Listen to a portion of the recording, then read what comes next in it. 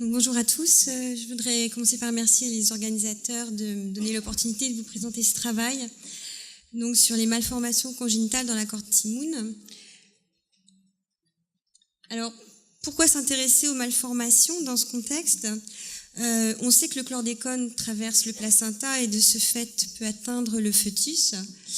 Il y a des études animales, notamment chez le rat, qui ont montré que l'exposition in utero à des doses élevées au chlordécone pouvait entraîner une mort fœtale et certaines anomalies congénitales.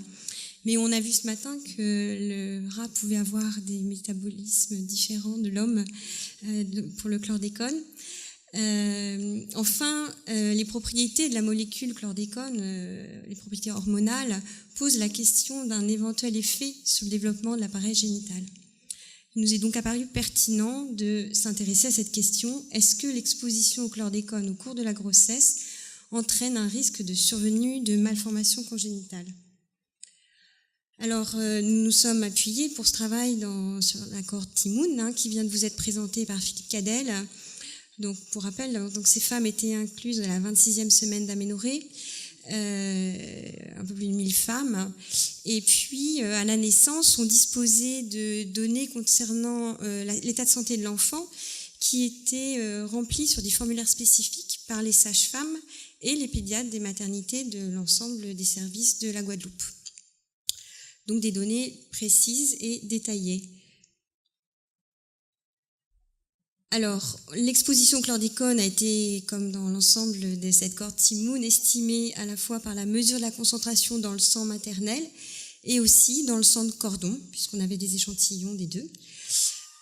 On s'est intéressé tout d'abord aux malformations dans leur ensemble, en sachant que les malformations ont donc été toutes vérifiées. Elles étaient notifiées dans les rapports des pédiatres et des sages-femmes, mais elles ont toutes été vérifiées par un retour aux dossiers médicaux et parfois jusque tard dans le suivi de l'enfant, dans les dossiers de pédiatrie, de chirurgie pédiatrique, afin de bien authentifier les malformations et éventuellement, parce que certaines pouvaient être douteuses ou mal documentées en période néonatale, ce qui est normal pour certaines malformations.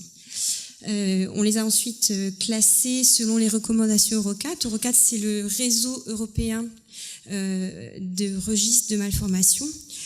Et il faut savoir que Eurocat ne recense pas les testicules non descendus parce que c'est difficile au niveau européen d'harmoniser cette donnée qui n'est pas répertoriée de façon homogène dans tous les registres. Malgré tout, compte tenu des propriétés hormonales dont je parlais tout à l'heure, il nous a vraiment paru important de nous intéresser à cette anomalie du développement génital du petit garçon. Et du coup, on s'est intéressé au groupe nosologique de façon, comme dans un sous-groupe particulier. Donc, ces testicules non descendus étaient authentifiés par l'examen des pédiatres lors de leur visite systématique en routine en maternité et étaient vérifiés et confirmés jusqu'à l'âge d'1 an par le suivi dans les services de chirurgie pédiatrique notamment. Alors, les analyses statistiques ont d'abord consisté en un calcul des prévalences, qui est le nombre de cas observés de malformations rapportés au nombre de naissances totales dans la cohorte.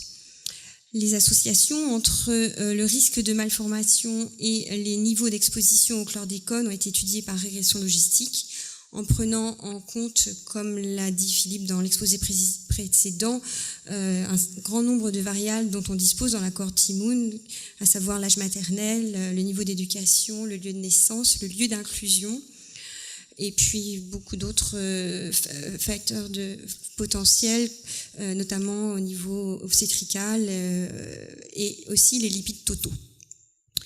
Nous avons également effectué une recherche d'agrégat spatial des cas de malformation sur l'ensemble de la cohorte à l'aide d'un test de balayage spatial.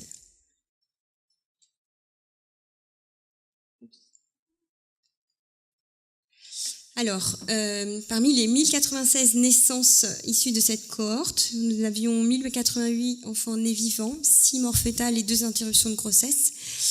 Et on a rapporté 35 cas de malformations, donc toutes confondues, dont 3 chromosomiques et 2 hypospadias. Là, je fais un focus sur les hypospadias puisque c'est une malformation génitale et qui est répertoriée par Eurocat, donc qui est un sous-groupe de ce grand groupe de malformations. Et puis, par ailleurs, nous avons répertorié 25 cas de testicules non descendus, dont 21 cryptorchidies et 4 testicules rétractiles.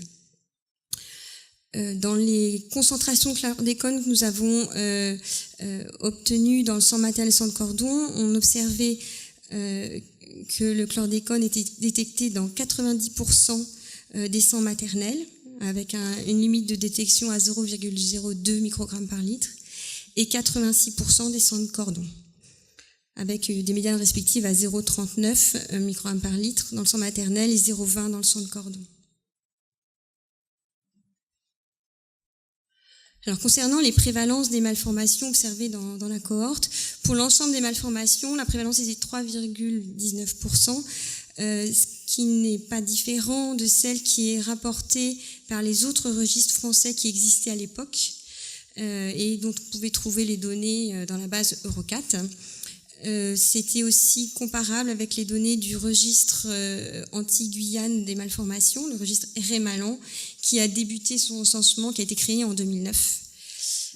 Si on focus sur le sous-groupe des hypospadias, on avait 2 hypospadias sur l'ensemble de la cohorte, ce qui correspond à une prévalence de 0,18% des naissances. Et vous voyez que c'est similaire à ce qui est obtenu à la fois dans le registre RMALAN, mais aussi à ce qui est attendu à partir des autres registres français. Enfin, en ce qui concerne les testicules non descendus, il n'y a pas de référence, comme je vous l'expliquais, dans la base Eurocat ni à partir des autres registres français. Néanmoins, à partir des estimations internationales qu'on peut pouvoir trouver dans la littérature, on voit qu'on n'avait pas de différence à ce qui pouvait être rapporté au niveau international.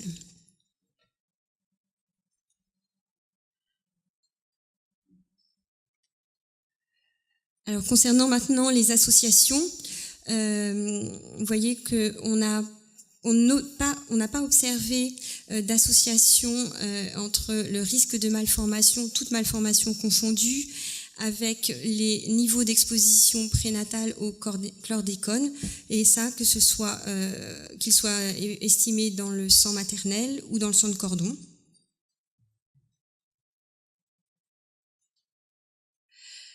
On n'a de la même manière pas observé d'association entre le risque de testicules non descendus et l'exposition les niveaux d'exposition au chlordécone dans le sang maternel et dans le sang de cordon. Et compte tenu du très faible nombre d'hypospadias, le calcul du risque associé à l'exposition au chlordécone n'a évidemment pas été possible. Enfin, la recherche d'agrégats spatial n'a pas mis en évidence d'agrégats, ni pour les cas de malformation toutes confondues, ni pour les cas de cryptorchidie. Donc au total, la prévalence des malformations, dont les hypospadias et aussi des testicules non descendus d'un corps timoun est similaire à celle qui est constatée aux Antilles et en France métropolitaine et comparable aux estimations internationales. L'exposition maternelle ou fœtale au chlordécone n'est pas associée dans notre étude à une modification du risque de ces malformations. Alors même si la puissance de cette étude est très limitée par ses faibles effectifs, elle permet d'exclure un risque important de survenue d'anomalies congénitales en lien avec les niveaux d'exposition au chlordécone constatés de nos jours chez les femmes enceintes.